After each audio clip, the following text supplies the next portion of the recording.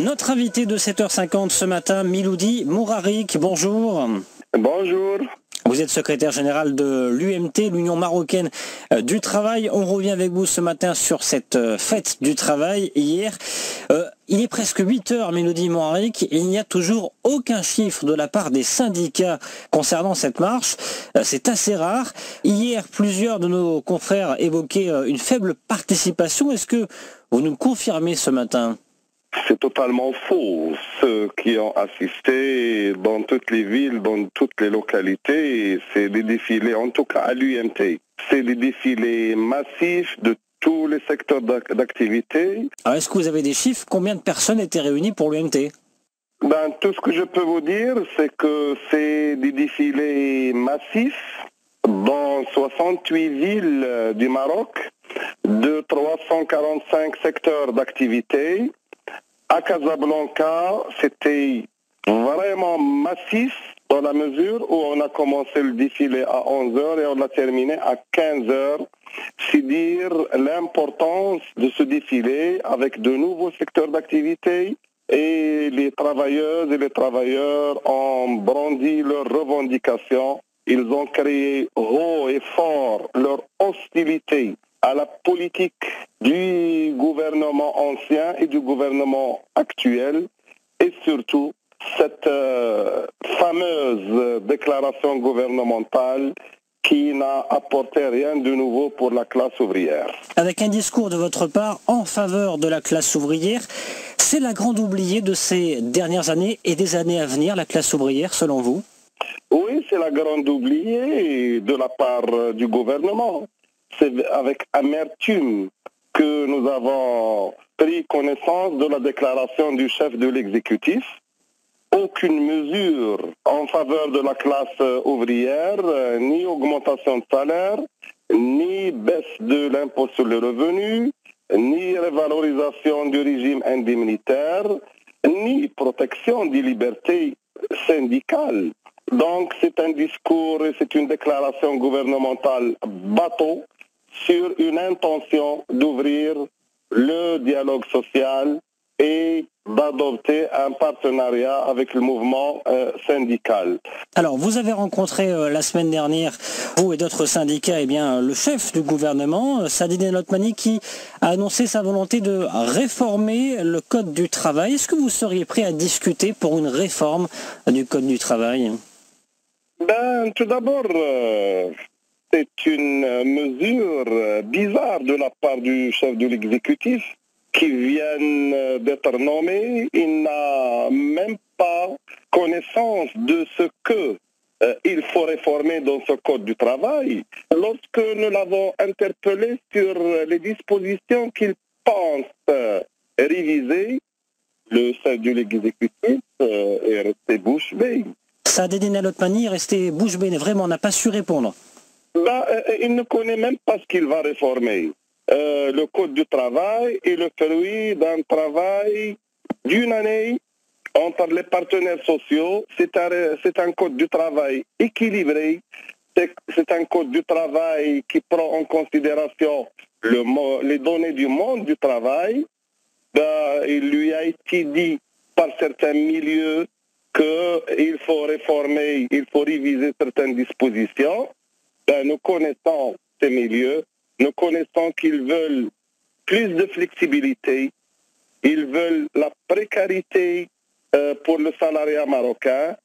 Précarité et flexibilité veulent dire licencier, permettre à certains employeurs licencier comme ils veulent et quand ils veulent les salariés, et développer à outrance les contrats à durée déterminée et réduire les indemnités de licenciement.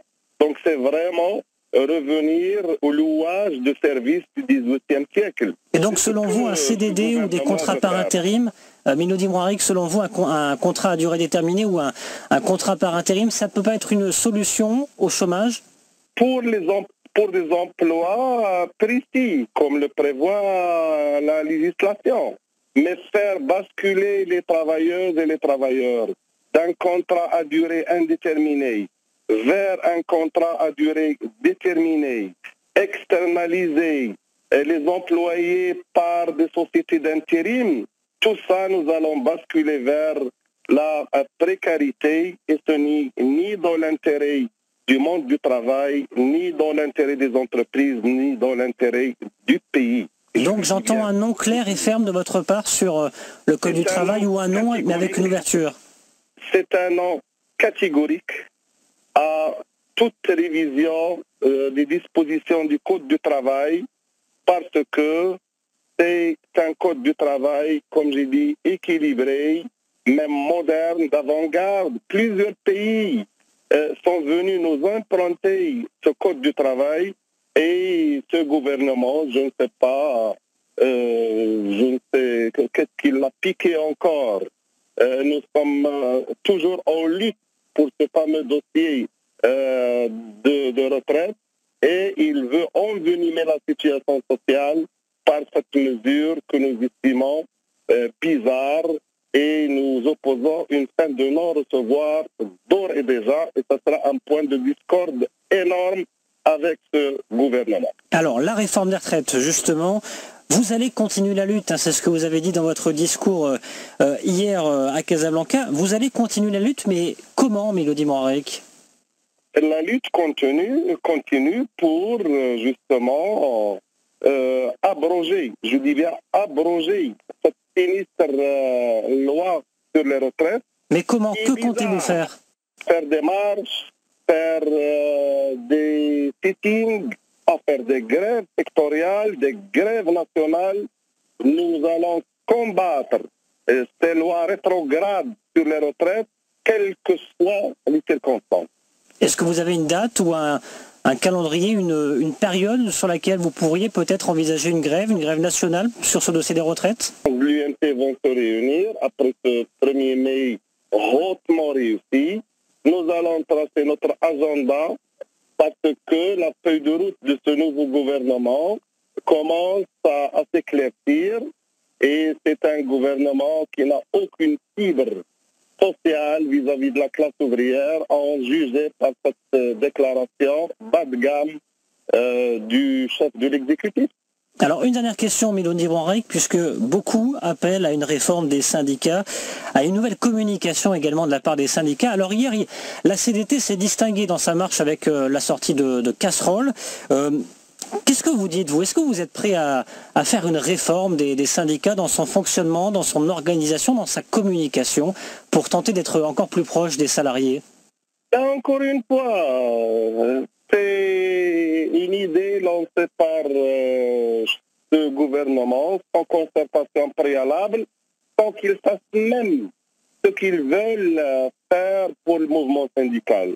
Je rappelle tout simplement que les syndicats professionnels sont réglementés par plusieurs chapitres du Code du travail. Et il y a un d'ailleurs qui date de 1957, du 16 juillet plus exactement. Tout ça, c'est qu'on peut appeler de l'intrusion et de l'ingérence dans les affaires syndicales pour mieux les domestiquer, tout simplement. Et ce n'est pas dans l'intérêt du pays.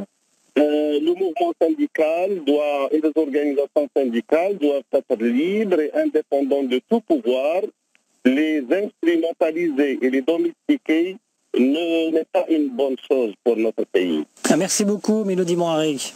Merci. La secrétaire générale de l'UMT. Bonne journée également à vous. À très bientôt sur Atlantique Radio.